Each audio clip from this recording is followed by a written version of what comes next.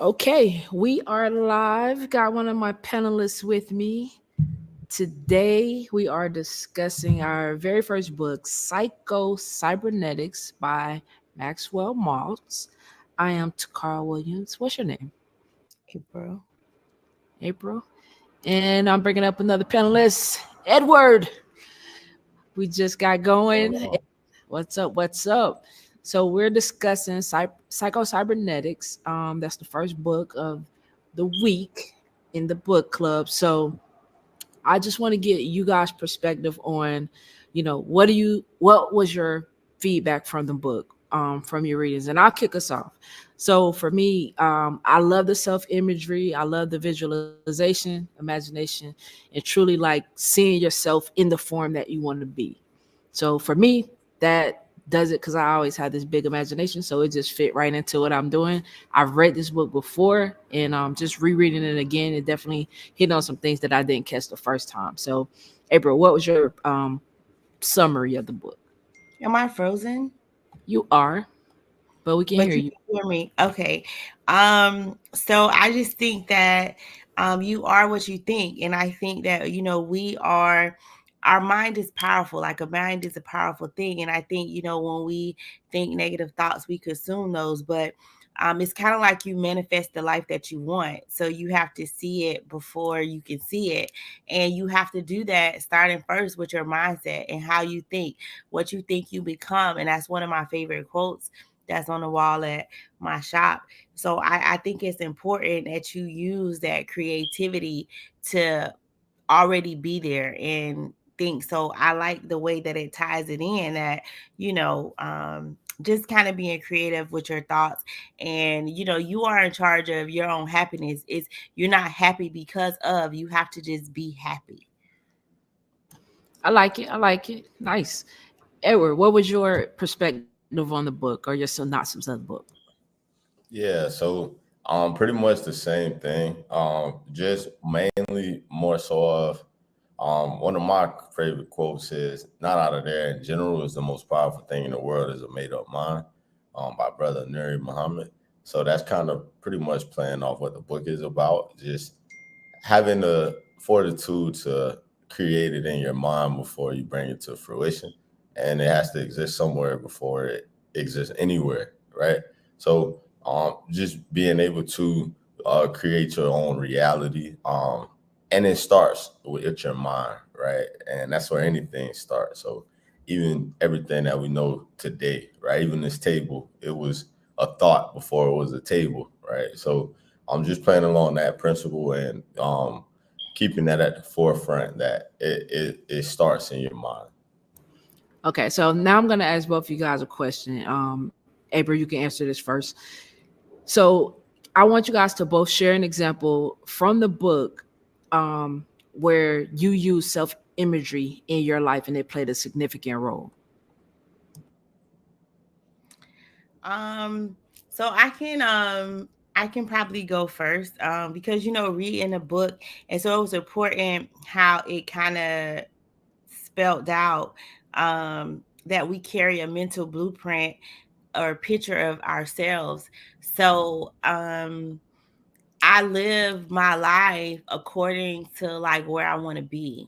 So even though I'm not there yet, but I think that way. And it's kind of like even with my business, like you think corporate from the beginning. So if you operate it as a corporate structure and you put those things in place, then you're just continuing to grow under that instead of thinking small. So I just think thinking where I am in my business and always seeing it bigger than where it is, but it's constantly growing to what I had, the image that I have in my mind, because it's the blueprint that I made up. Like I see it before I see it, and I know where I'm trying to go.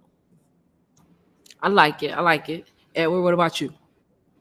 Yeah, so I would say, um, in the portion in the books, it talks about being able to create your mental state and space before it's actually time to, right? So it's like, if you wait till until it's time to be happy to start thinking happy thoughts, it's going to consume you negatively, right? Because it's like you trying to force a unnatural reaction. But if you already preempting yourself to be in those states, right, and to already have those thoughts and those actions already aligned, then it'll automatically um, present itself into your future, right? So just going on essentially how you set it up, like a tennis serve, right?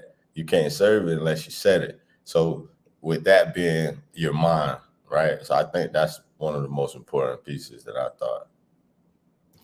Yeah, and for me, just relating mine to personal, I wanted to go to the WNBA, right? That was my goal. Actually, the NBA because WNBA wasn't around. So in my mind, visually, I saw myself there already. Like I placed myself in that position long before I got to that position. So anytime I played the game, even in practice, I already felt like I was this professional player. Like I literally dreamed about this and played it out in real time. And then to actually have it come to fruition when it was my time, it was like, right. I mean, you could do anything you put your mind to, like for real. And I still constantly say this because from this small city, recruitment isn't high, but again, made it to the top and didn't have a winning season in college. So still, your mental state plays a big role in anything you do.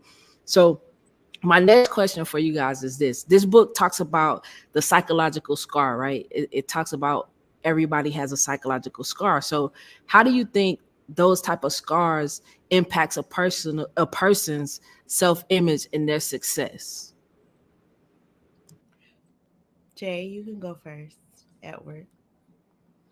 Yeah, so I think your self image has everything to do with your success, right? Because if you don't see yourself, like you said, if you don't see yourself already, so it's like be, do, have, not have, do, be, right? So you can't expect to be or to be recognized or to show acts of being great or of the top if you don't even believe that's what you are, right? It's very rare where people are, they're not trying, they're effortlessly number one, right? It's like super freak of nature. So it's like if you don't already put yourself in that space, right, then you're gonna have a hard time. So it essentially it's everything. Because if you don't already have that frame, then you won't even know like where you're going. Like it's like trying to go on a trip without a compass, right? Yeah. What about you, April? So the psychological scar, like how do you feel that can impact a person's road to success and how they see themselves?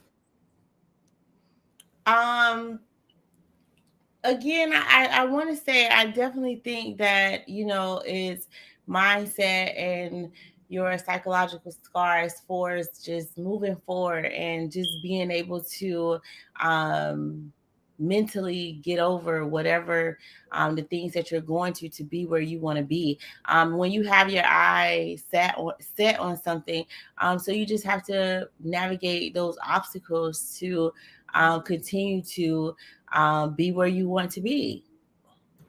Okay, so I feel like this. I want you guys' opinion on this too.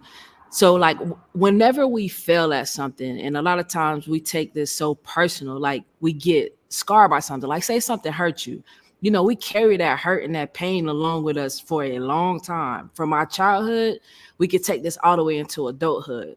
So say you're trying to strive to do something in whatever profession or field you're in, and you failed at it, you kind of, your body language is different and you kind of start talking yourself out of what you can accomplish because you're afraid to feel that pain and that hurt again. So like how do you guys overcompensate for that part of life?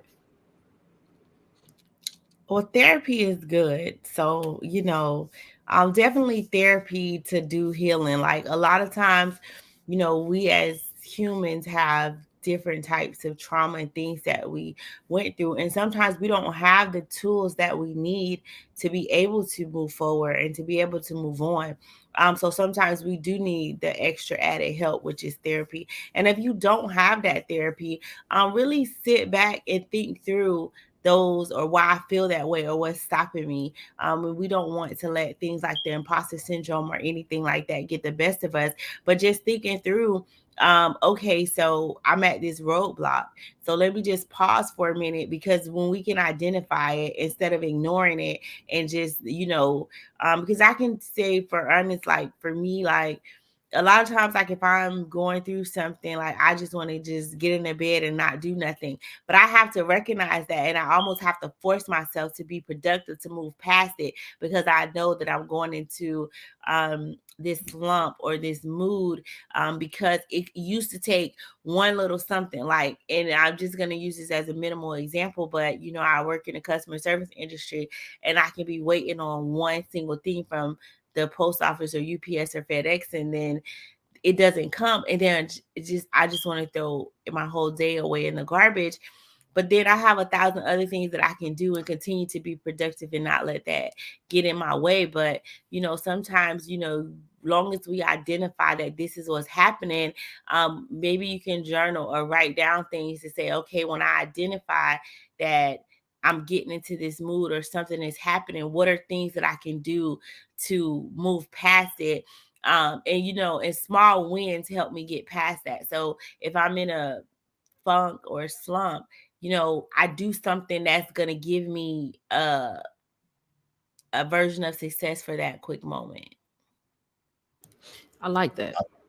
I think that last part was important, getting quick wins, right? Because naturally, if you're not good at something, then you're not gonna want to keep doing it.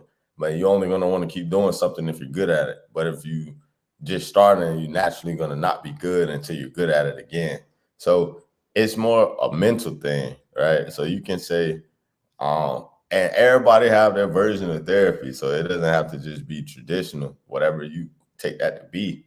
But just having the mental toughness, or let me say it different, because that some people take that offensive. So instead of so being able to have the mental thoughts that nothing is really a failure, right? It's more so of lessons, or you just learned a new way to not do it, right? So having is how you look at those failures ultimately determine how successful you'll be, right? Back to even the point of the book, Psycho, right? It's all in the head. So it's just all about your frame of whatever happened. Like the same thing can happen to two people, and they could tell you two totally different stories about the exact same event, right? And then based on their frame, you'll be able to tell who will be more successful just based off how they interpret what happened. So if you feel like it's just a lesson instead of a loss, you're probably more empty to succeed than if you thought it was a loss than just a lesson. So just having that pre-frame and understanding that until you get to where you're gonna go, right? It was either an obstacle that was supposed to happen or a learning experience that's supposed to happen.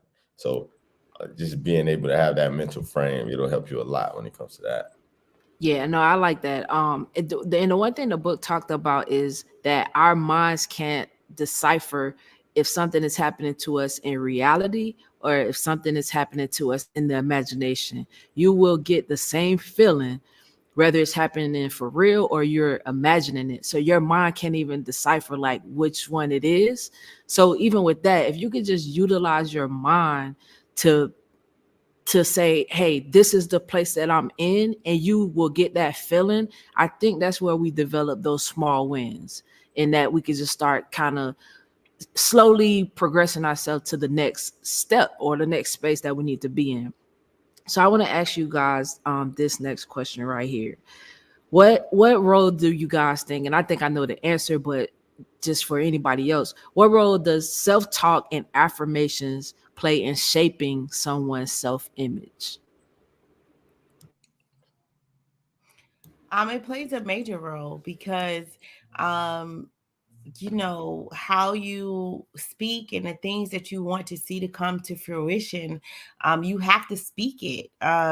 You have to continuously tell yourself, because the more you speak it, the more you'll believe it. um I know my business coach, she always have this thing called the 21-day word fast. And she talks about this book, The Angel Armies. So I don't know if any of you ever read it, but it's kind of like you have people work, you have, the universe working on your behalf, but it stops because you done talked bad. So I think when you talk about affirmations, you build yourself up. Like, you have to want to build yourself up, to have positive self-talk, and just speak what you want to see.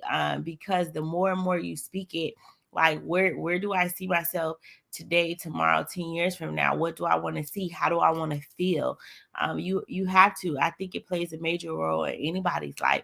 And if it doesn't, if you don't use affirmations or positive self-talk, then you should definitely start. Yeah, I think definitely has a positive impact. I'm personally, um, I have mixed emotions, right? Because at one point, I just feel like actions speak louder than words, but then at the same time, it's like what you say, like words are spells. So like what you're saying, you literally like are kind of in tuning it to the universe. So it will behoove you to in tune it towards positive thoughts or whatever you're doing versus tearing it down. So I'll say if you're not doing it, either don't speak against it or at least be neutral. But so I'm kind of 50-50 on that. Now, I like that perspective because it does take some form of action to get to where you are. But first things first, it got to play in your mind first. So, you Right. know, telling yourself positive things is not bad. Once you constantly start telling yourself, whatever you tell yourself is true. Let's be clear. If you tell Yeah, yourself you you was right can either do way. something, yeah, exactly. So if you're gonna, beat yourself up, you got to know what that outcome is going to look like. Like, if you're beating yourself up, how do you get a positive outcome from that? So, Right. in all situations, you got to try to uplift yourself, find that light in the darkness so that you can push through. But yeah, I think self affirmations are important, definitely with our self image, because it's how we want to see ourselves. But a lot of times we are walking around not believing who we say we are. Like, we want to do something, but I don't see myself like that. Like, if I say, well, I want to be a billionaire, like, I'm a billionaire, but I don't really see myself as a billionaire because I'm so focused on what I don't have. Am I really going to make that billionaire status? Probably not, because I'm Right. putting in all these limitations and obstacles in front of me. So I love that you had a different perspective on that, but it makes sense.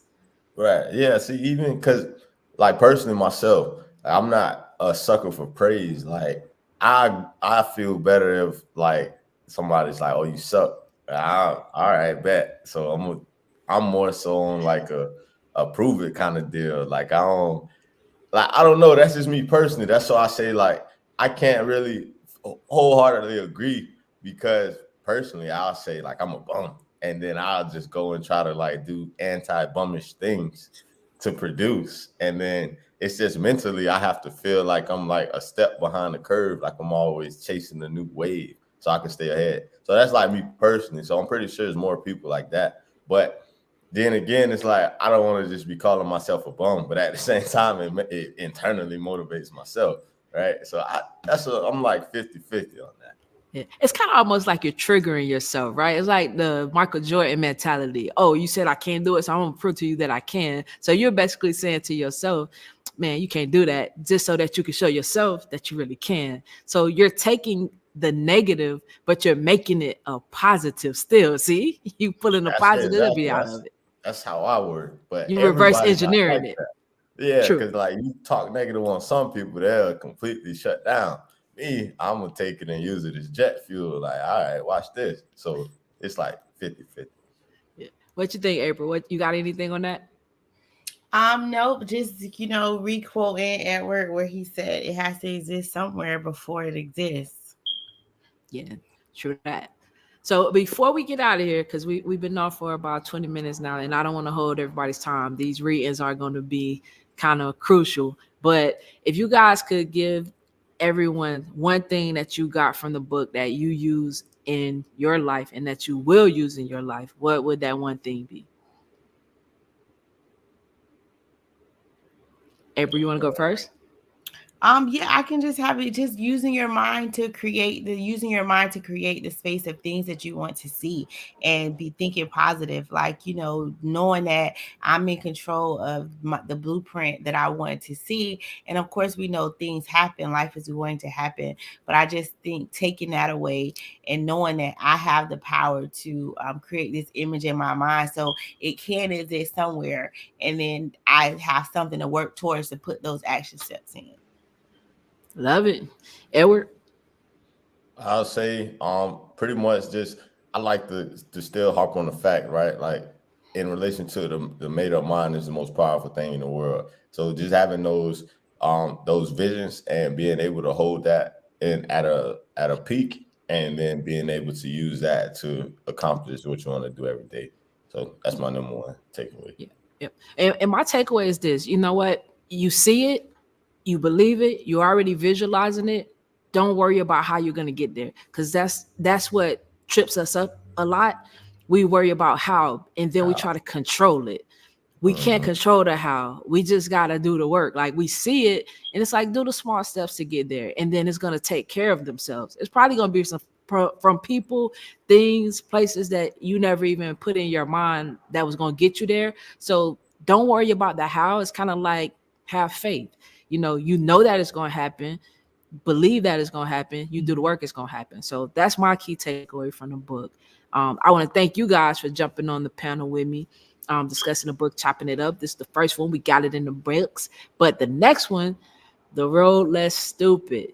That was gonna be pretty dope. I started reading that one already. It's pretty dope. So appreciate y'all. Y'all have a good one. If y'all got any more words for the people before we jump off, definitely do that. I appreciate you having me. We look forward to diving into more of the books and joining in the community. There it is. Every got Absolutely. Even though I was frozen, it was frozen a cute picture. They still it, froze. it caught you on a good picture, boy, because it could have Yes. caught you on some other stuff for real. Right. So it froze cute, but thanks for having me, and I'm excited to just read more. All right, y'all. We about to expand that brain and go get it. Y'all be good. Pay attention. Pay attention.